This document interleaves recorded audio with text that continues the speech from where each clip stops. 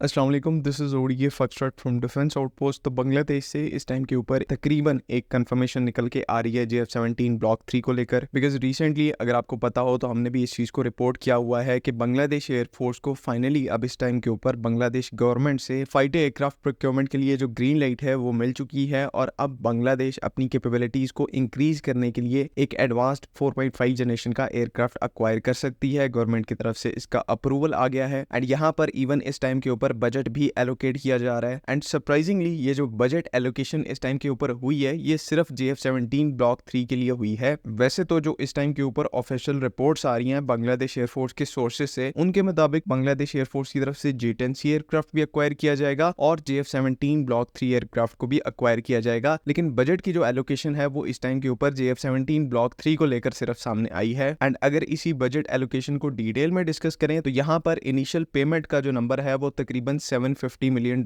निकल के आ रहा है 16 JF-17 थर्ड एयरक्राफ्ट के लिए। पॉसिबली यहाँ पर ये जो बजट है, पेमेंट है पूरा, इसको दो हिस्सों में डिवाइड किया गया है, जिसका जो पहला चंक है $750 मिलियन का, उसकी एलोकेशन की न्यूज इस टाइम के ऊपर आ रही है। एंड पॉसिबली फिर एयरक्राफ्ट के डिलीवर होने के बाद बाकी जो पेमेंट है उसको क्लियर आउट किया जाएगा। खैर ये डिटेल्स इस टाइम के ऊपर अभी अनक्लियर है, लेकिन इस चीज को लेकर इस टाइम के ऊपर कहीं ना कहीं पूरी क्लैरिटी आ रही है कि बांग्लादेश एयरफोर्स जो है वो JF-17 ब्लॉक 3 से इम्प्रेस्ड है और वो प्रोसीड कर रहे हैं इसको प्रोक्योर करने के लिए, जिसके तहत ऑलरेडी बांग्लादेश मिलिट्री के जो मल्टीपल डेलीगेशंस है वो पाकिस्तान का विजिट कर चुके हैं। आने वाले टाइम में ये डेलीगेशन विजिट की जो फ्रीक्वेंसी है ये और इंक्रीज होगी, बिकॉज बांग्लादेश के साथ केस ऐसा है कि सिर्फ आप एक फाइटर एयरक्राफ्ट उनको ट्रांसफर नहीं करेंगे, बल्कि ये एक ऐसा पीस ऑफ इक्विपमेंट है जो वहां की पूरी रीजनल डायनामिक्स को हिला कर रख देगा। आज से 2 साल पहले ऐसे किसी मूव को कोई एक्सपेक्ट नहीं था कर सकता, इवन कोई सोच नहीं सकता था कि बांग्लादेश जो है वो पाकिस्तान से फाइटर एयरक्राफ्ट अक्वायर करने की तरफ जाएगा, बिकॉज वहां पर शुरू से ही एक एंटी पाकिस्तान रिजीम जो है वो चलता रहा है और एट द सेम टाइम उनका वही रिजीम जो है वो प्रो इंडिया पॉलिसीज को सपोर्ट करता था। इवन बांग्लादेश की ओवरऑल पॉलिसीज को बनाने में इंडिया का बहुत ज्यादा अमल दखल था। इसी वजह से बांग्लादेश के स्ट्रेटेजिक लिंक्स वो भी पाकिस्तान के साथ, इसको कोई इमेजिन नहीं कर पा रहा था। लेकिन जैसे ही सर्टेन पॉलिटिकल टर्मोइल की वजह से उस रिजीम का तख्ता पलट हुआ, उसके बाद जो रिजीम आया, उसके आने के बाद बांग्लादेश और पाकिस्तान के जो रिलेशंस थे वो कंप्लीटली चेंज हो गए। और अब सिचुएशन यहाँ पर ऐसी है कि बांग्लादेश इस टाइम के ऊपर पाकिस्तान से फाइटर एयरक्राफ्ट प्रोक्योर करने को तैयार है, चाइना से वो इक्विपमेंट प्रोक्योर करने को तैयार है, रिगार्डलेस ऑफ दिस के इसके जियोपॉलिटिकल इंप्लीकेशंस क्या होंगे, इंडिया के साथ रिलेशंस खराब होंगे, उनको इस चीज से अब कोई ऐसा लग रहा है कि सरोकार ही नहीं है। सिर्फ बांग्लादेश में इस चीज को अब इस टाइम के ऊपर प्रायोरिटाइज किया जा रहा है कि रीजनल कंट्री के अगेंस्ट में उनका जो डिफेंस है वो काफी ज्यादा स्ट्रॉन्ग रहे। पास में ऐसा जो है वो इंडिया की तरफ से इनको नहीं करने दिया जाता था। बांग्लादेश एक मेजर मिलिट्री पावर उस रीजन के अंदर नहीं बन पा रहा था, जो कि अब इस चीज को बांग्लादेश का जो करंट रिजीम है, करंट वहां की गवर्नमेंट है और मिलिट्री स्टैब्लिशमेंट है, वो इस चीज को यहाँ पर चेंज करना चाह रहे हैं, जो कि उनके लिए भी हेल्पफुल है और हमारे लिए भी यहाँ पर स्ट्रेटेजिक बेनिफिट इस अप्रोच के अंदर मौजूद है। इसी वजह से चाइना भी इस प्लान को सपोर्ट कर रहा है और पाकिस्तान भी अल्टीमेटली इस प्लान को सपोर्ट करेगा। एंड JF-17 थंडर ब्लॉक 3 जो है वो यहाँ पर पहला कार्ड होगा, जो कि जाते ही इस पूरे रीजन की डायनामिक्स को चेंज करके रख देगा। किस तरह से इंडिया इस रीजन के अंदर ऑपरेट करता है, वहां पर इंडिया को लिमिटेशंस देखने को मिलेंगी, बांग्लादेश को यहाँ पर एक एडवांटेज मिलेगा। और JF-17 ब्लॉक 3 की अगर कैपेबिलिटीज की बात करूं तो मुझे वैसे तो आपको डिस्क्राइब करने की जरूरत नहीं है कि उस एयरक्राफ्ट के अंदर किस तरह की कैपेबिलिटीज आती हैं। आप सबको इस चीज का बड़े अच्छे तरीके से पता है कि इस टाइम के ऊपर उस एयरक्राफ्ट के अंदर दुनिया की top of the line cutting edge 4.5 generation की एवियोनिक्स उस एयरक्राफ्ट के अंदर मौजूद है। पास में ब्लॉक 3 के साथ जो कुछ इश्यूज थे PL-15 की इंटीग्रेशन से रिलेटेड या फिर इंजन से रिलेटेड, वो इस टाइम के ऊपर जो सारे इसके इश्यूज है उनको सॉर्ट आउट कर दिया गया है। एंड बांग्लादेश एयरफोर्स के इस एयरक्राफ्ट को अक्वायर करने के बाद ये अल्टीमेटली किसी भी इंडियन एयरफोर्स के प्लेटफॉर्म के अगेंस्ट में एक केपेबल डिटरेंस को एस्टेब्लिश कर पाएगा, ऑन पार उन प्लेटफॉर्म के साथ कैपेबिलिटी को प्रोवाइड करेगा, ताकि कहीं पर भी बांग्लादेश एयरफोर्स को कोई डाउन साइड ना देखने मिले जब भी उनका कोई कन्फ्रंटेशन हो इंडियन एयरफोर्स के साथ या किसी भी रीजनल एनिमी के साथ, रीजनल एडवर्सरी के साथ। तो कम से कम इस चीज को इंश्योर JF-17 ब्लॉक 3 पूरे तरीके से कर सकता है कि बांग्लादेश एयरफोर्स इतने सालों के बाद फाइनली मॉडर्न स्टैंडर्ड्स के ऊपर आ जाए। और ये बात यहाँ पर मैं अभी से आपको बता देता हूँ कि उस रीजन के अंदर ये पर्टिकुलर पाकिस्तान और बांग्लादेश का मूव इंडिया के लिए एक बहुत बड़ी सरदर्द बनने वाला है। बहुत ही ज्यादा प्रॉब्लमेटिक सिचुएशन होने वाली है इंडिया के लिए, बिकॉज डेकेड से इंडिया जो है वो बे ऑफ बंगाल के अंदर डोमिनेशन के साथ ऑपरेट करता रहा है। इनको कोई वहां पर चैलेंज नहीं कर पाता था, चाहे इनकी एयरफोर्स हो, चाहे इनकी नेवी हो। बे ऑफ बंगाल का जो सारा एरिया था वो इनका डोमिनेशन सर्कल था। लेकिन अब यहाँ पर आप सबके सामने है कि चाइना और पाकिस्तान की तरफ से इस सर्कल को ब्रीच किया जा रहा है, अपना इन्फ्लुएंस यहाँ पर बिल्ड किया जा रहा है, और ये सब कुछ इस तरीके से किया जा रहा है कि इंडिया के पास इसके आंसर में कोई अप्रोच ना बचे और अल्टीमेटली उन्हें बैकफुट पर जाना पड़े। तो फ्यूचर के अंदर हालात कैसे होते हैं ये देखना बहुत ही ज्यादा इंटरेस्टिंग होगा, किस तरह से बांग्लादेश एयरफोर्स अपनी फ्लीट के अंदर मॉडर्न एयरक्राफ्ट को शामिल करती है एंड इंडिया फिर किस तरह से अपनी फोर्स को डिवाइड करके इस थ्रेट को काउंटर कर पाता है। तो ये देखना जो है वो बहुत ही ज्यादा इंटरेस्टिंग होगा। बाकी आई होप यहाँ पर तमाम चीजें क्लियर हैं। अगर इनसे रिलेटेड कोई कंफ्यूजन है तो काइंडली कॉमेंट्स में यहाँ पर जरूर पूछें। बाकी अगली वीडियो तक के लिए अल्लाह हाफिज।